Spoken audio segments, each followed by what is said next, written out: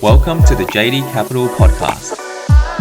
So rentvesting is basically renting where you live or living at home and building up an investment portfolio first. The reason why people do that is because they may not have the borrowing capacity to buy their owner-occupier property. And if you look at Sydney as an example, if you want to buy a $1 million property, for example, as an owner-occupier home, you need to be earning about $200,000 of income. And you also need to have, generally speaking, at least a minimum 5 or 10% deposit plus stamp duty. So that could be quite a fair bit of deposit size, right? Over $150,000 of deposit. So for those who don't have that and can't get into their property, which is the average median price, by the way, it's about $1 million, right? So you generally need to be having about $150,000 to get in. But most people, what I'm seeing is they don't have that.